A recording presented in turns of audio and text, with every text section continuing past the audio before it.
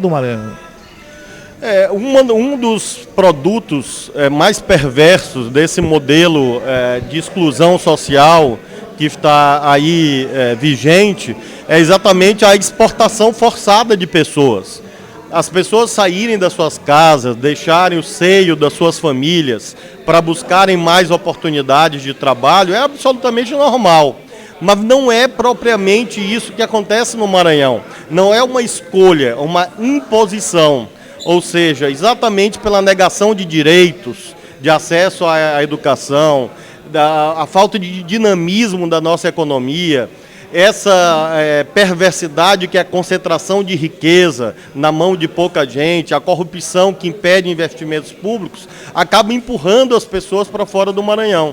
Nós tivemos essa experiência agora trágica, terrível, e eu quero aproveitar a sua pergunta exatamente para me solidarizar, como tenho feito nos últimos dias com as famílias, porque eu sei o que eles sentem. Infelizmente, eu compartilho dessa dor de perder um filho, de perder um parente, um jovem que tinha a vida inteira pela frente, e exatamente em razão dessa imposição, teve que se submeter a situações de trabalho, de risco, que acabam levando a essas tragédias que periodicamente, infelizmente, acontecem no nosso estado.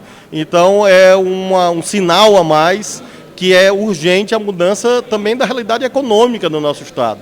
A economia maranhense hoje vive em razão de poucos projetos que concentram riqueza e de políticas sociais compensatórias. É fundamental que haja o Fundo de Participação dos Municípios, que movimenta a economia das cidades, que haja o Bolsa Família, que haja o pagamento dos aposentados. Tudo isso ajuda muito a economia maranhense, é determinante para o funcionamento da economia maranhense, mas não serão apenas essas realidades, esses projetos sociais, ou uma meia dúzia de investimentos em poucos grupos que vão garantir que 7 milhões de pessoas possam ter oportunidades de empreender, os jovens que hoje estão na universidade possam ter a oportunidade de aplicar os seus conhecimentos, os conhecimentos adquiridos, que é o principal problema hoje do nosso estado.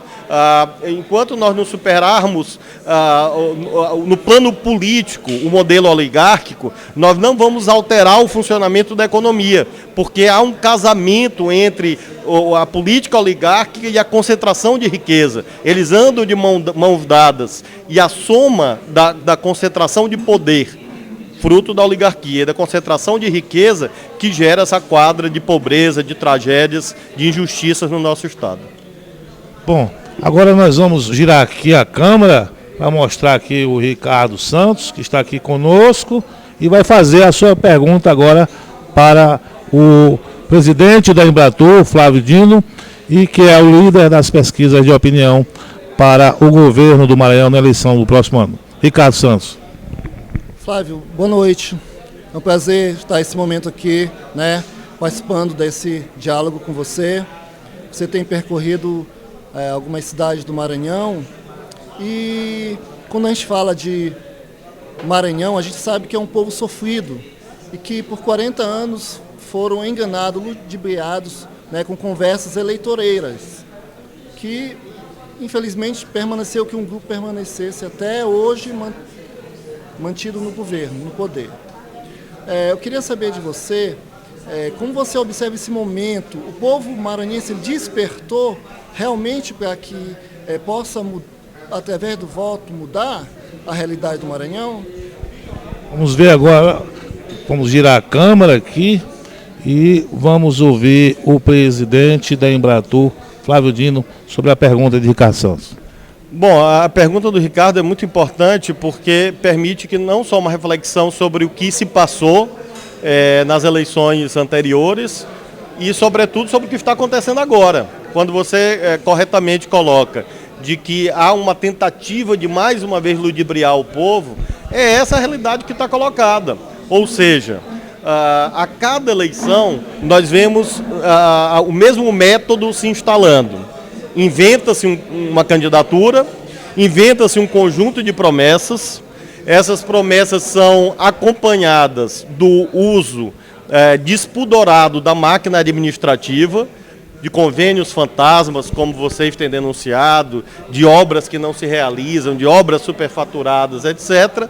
e tenta-se ganhar a eleição com a soma dessas três coisas. Uma candidatura inventada de última hora, que é uma contradição absurda, porque são candidatos, são pessoas que sempre estiveram no poder e que a cada eleição buscam o discurso da mudança, o discurso da renovação, como se fosse isso possível e aceitável. A segunda são essas promessas, né? Na eleição passada nós vimos 72 hospitais, revolução na educação, segurança, etc., refinaria, outras coisas. E esse uso da máquina que o Procurador-Geral da República, inclusive, denunciou tão claramente nesse convênio. E eu acho sim, Ricardo, que a nossa população está vacinada contra esses métodos. Eles podem, eventualmente, ter se prestado a vencer, ou vencer, entre aspas, eleições no passado, mas eu tenho muita confiança de que, pela repetição da mesma novela, a sociedade maranhense desenvolveu uma proteção contra esse método e acho que a verdade cristalina, transparente, como deve ser, vai prevalecer no coração do nosso povo, na imaginação das pessoas, e, claro, o casamento do sentimento da imaginação, levando a uma vitória eleitoral que nós buscamos, mas faço questão de sublinhar, Ricardo, não buscamos como uma coisa em si mesmo. Nós não queremos vencer uma eleição apenas. Nós queremos vencer uma eleição de tal modo, ou seja, com dignidade, com propostas corretas, honestas, etc., que seja possível vencer eleitoralmente e vencer a tarefa de mudar o Maranhão, de transformar a realidade social. Então, essa vitória que nós almejamos depende muito da mobilização da sociedade e eu, felizmente, nessas reuniões do movimento Diálogos pelo Maranhão, tenho assistido exatamente isso que você indagou, ou seja, a sociedade pronta para uma reflexão mais profunda e, portanto, pela construção de um caminho diferente na política maranhense.